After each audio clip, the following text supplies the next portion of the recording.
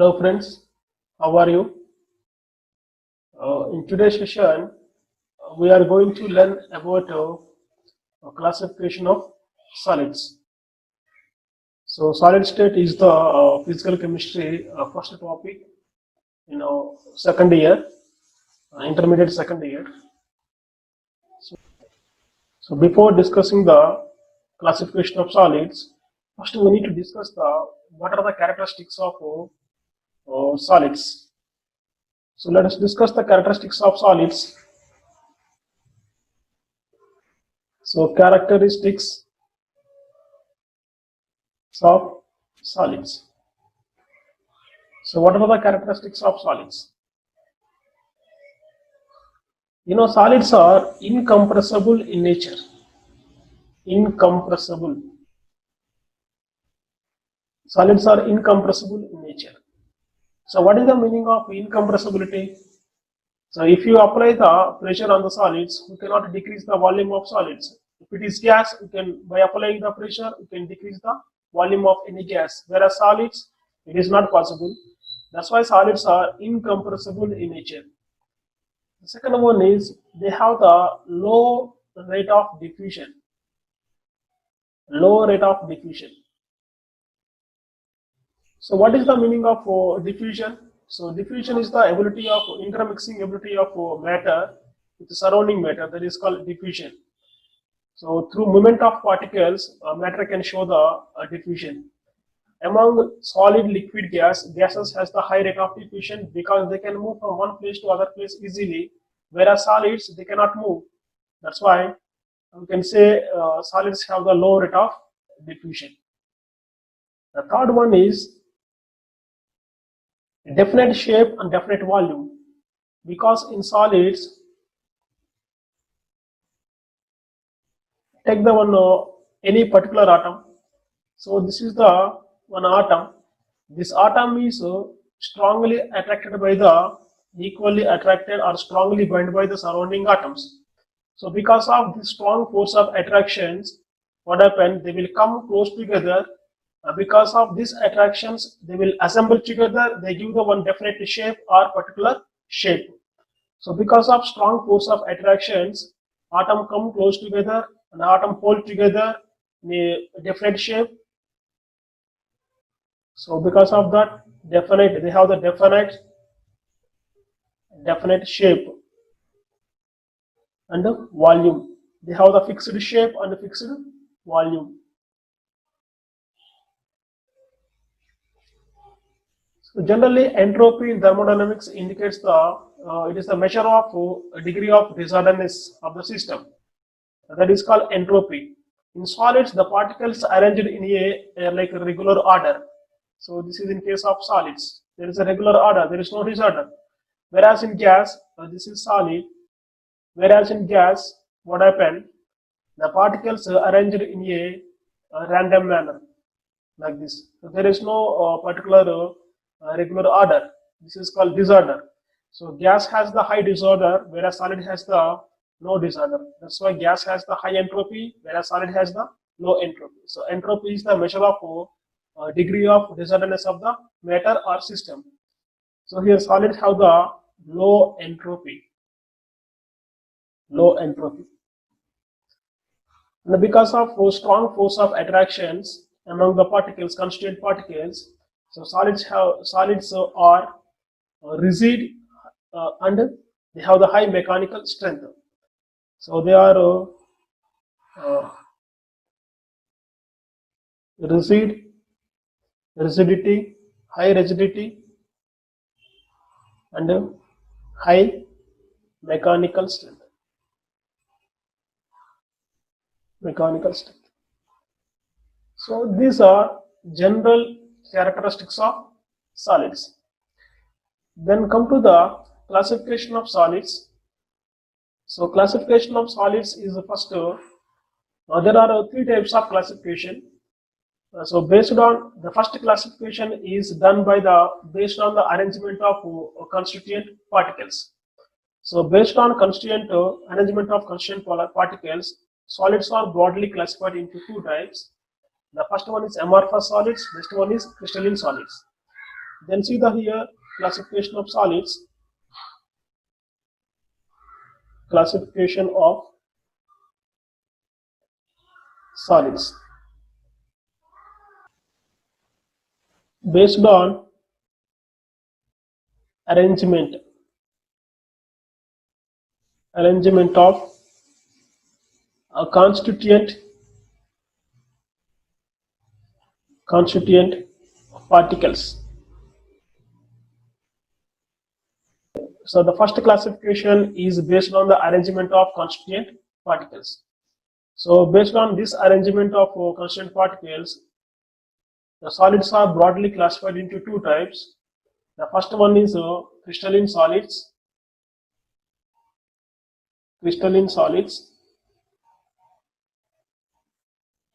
The next one is amorphous solids.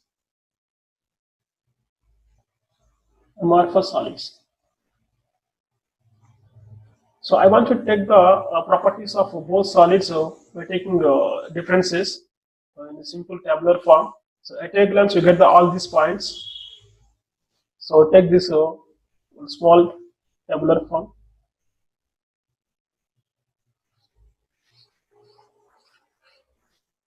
Okay. The first point is, in crystalline solids, what happened? The particles arranged in a regular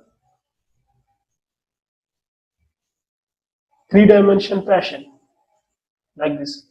The particles arranged in a regular order. Here particles arranged in a regular order.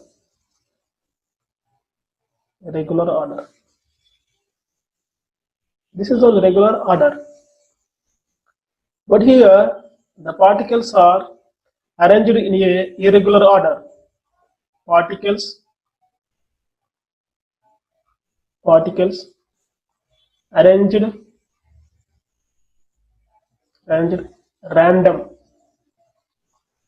randomly or irregular order. So that is called disorder or irregular order. I want to show the one example like this. So there is no particular order. So this is called random arrangement or irregular order.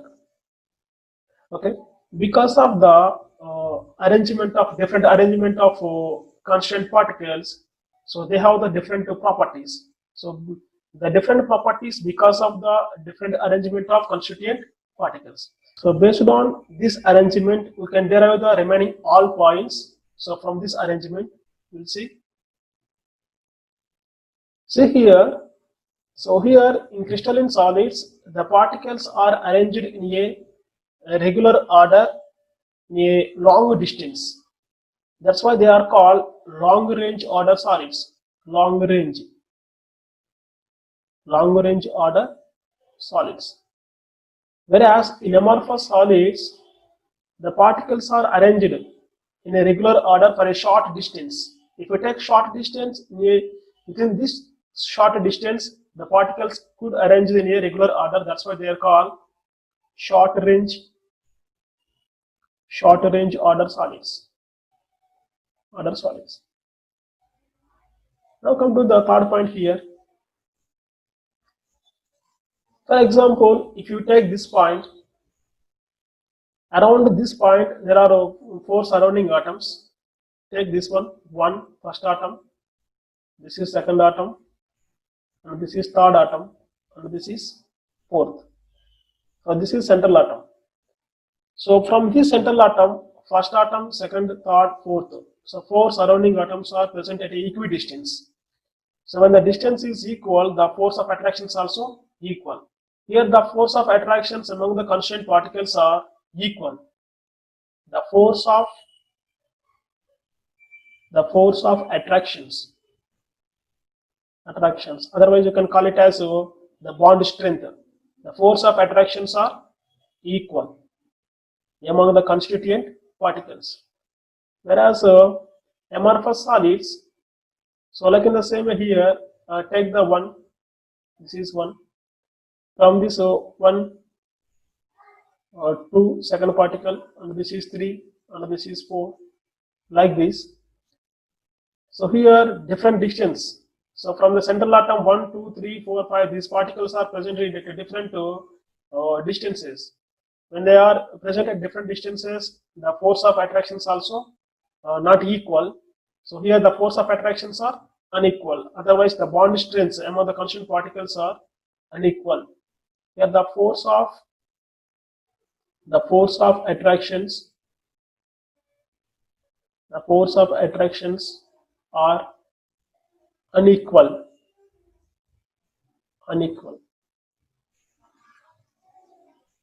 Come to the fourth point. So when the force of attractions are equal, then same energy, one at a one single temperature or heat, same heat required to break all these bonds.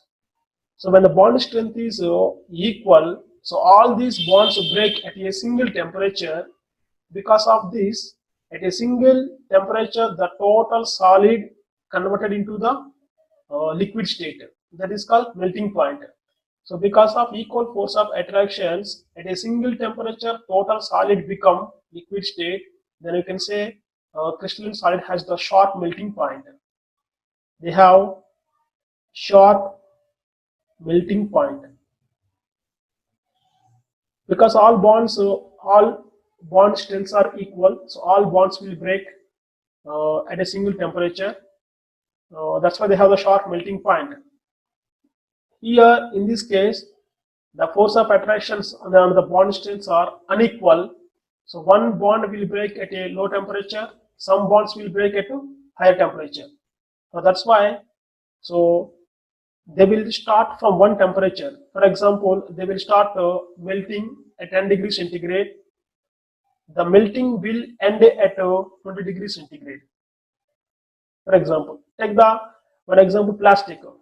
So if you melt the plastic, they will start melting from one temperature, then end the melting. The total plastic will melt at a final temperature 20, like one temperature.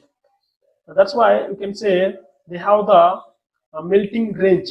They don't have the short melting point. They have the melting range from one temperature to other temperature. So they will melt slowly and end the melting at a one final temperature, at a certain temperature. Then we can say the amorphous solid has the melting range. So melting range. That means options of short melting point. Short melting point.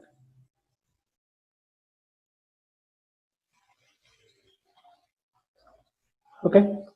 Then see the fifth difference. So this side crystalline solids, and this side is amorphous solids.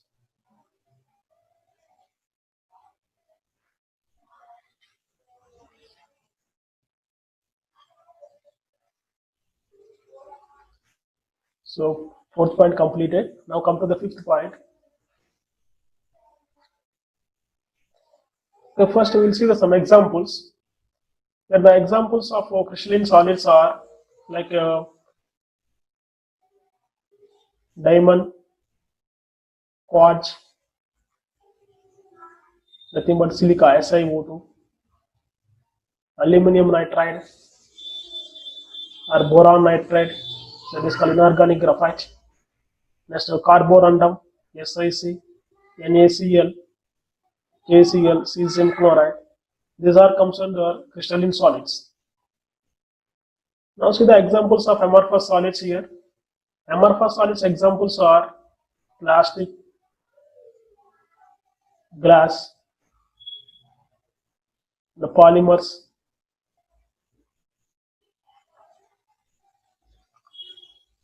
rubber. So these are examples of amorphous solids. Now come to the sixth point here. So these crystalline solids are anisotropic in nature. Aniso, very important point this is. Anisotropic. anisotropic in nature, whereas amorphous solids are isotropic, isotropic in nature. So what is the meaning of anisotropic and isotropic? So we'll take the one ionic solid. It is the combination of both cation and anion. Generally, for example, take NaCl, Na plus Cl minus. So cation is the always less size than anion. So Na plus is the cation, it has small size. That's why small circle.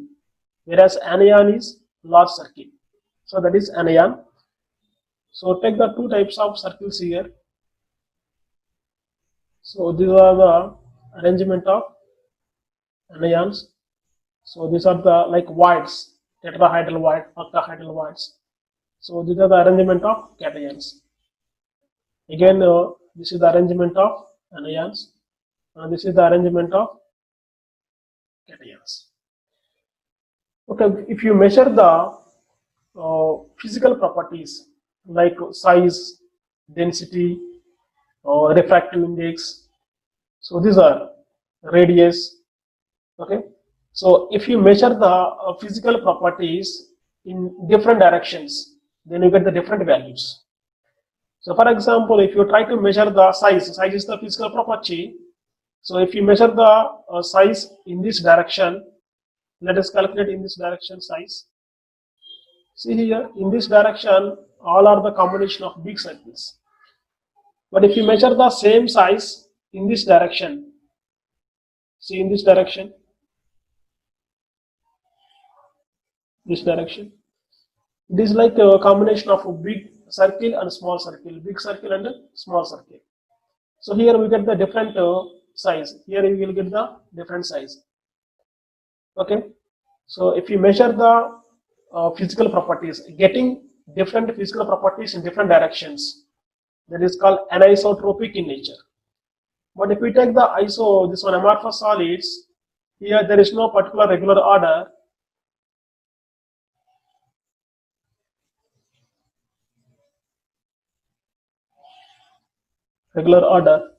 In any direction.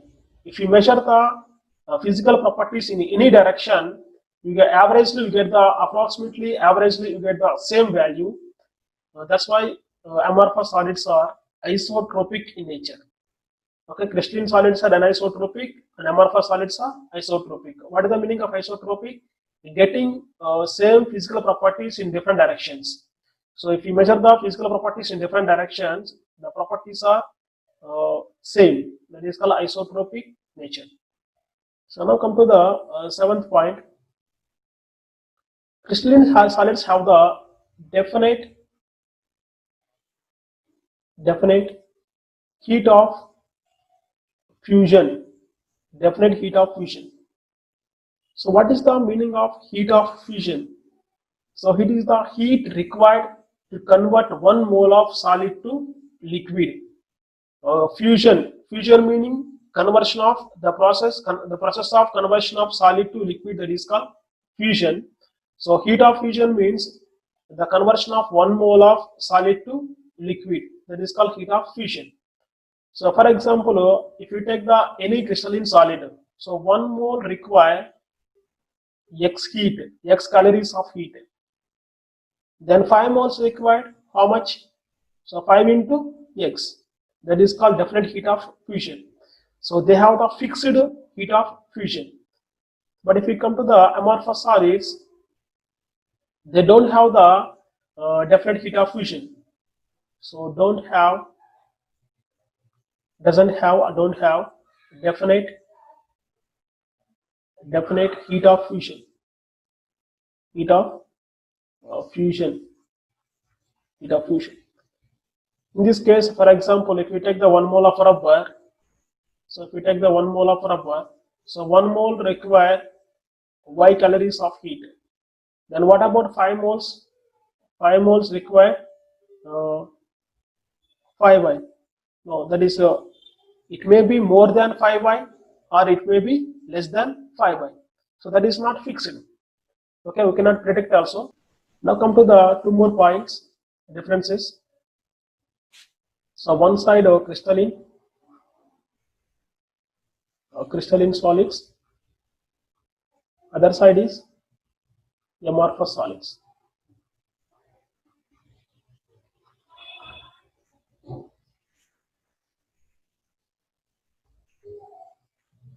So the last point is here. This is the seventh point. Now come to the eighth point. So crystalline solids, they can show the cleavage property. It shows a cleavage property. So what is the meaning of cleavage property? You can easily cut the crystalline solids into two equal halves, and the newly formed the halves, two equal halves, they have the plain smooth surface. That is called a cleavage property. They can easily break into two equal halves with a plain and a smooth surface. Whereas amorphous solids, so they do not show the cleavage property. So do not show cleavage property. When you cut the amorphous solids into two equal halves, the newly generated, the two equal halves, they don't have the smooth surface, they have the rough surfaces. Because here we get the rough surfaces, there is no proper cutting here. But here crystalline solids can easily break into two equal halves, and the newly generated two equal halves, they have the smooth and plain surfaces. That is called cleavage property. So ninth one is here. The crystalline solids they are called true solids. So they are the real solids or true solids. In case of amorphous solids, the properties of most of the properties of amorphous solids are very close to resemble with properties of liquids. That's why they are called supercooled liquids. Supercooled liquids. Otherwise, you can call it as pseudo solids. Pseudo solids. Nothing but false solids. Okay. You know, for example, glass. So what is glass? It is a supercooled liquid, that is amorphous. So these are the main differences between crystalline solids and amorphous solids. On what basis they have the why they have the different properties? Because of the different arrangement of constituent particles. And that's all for today's session. Thank you for watching.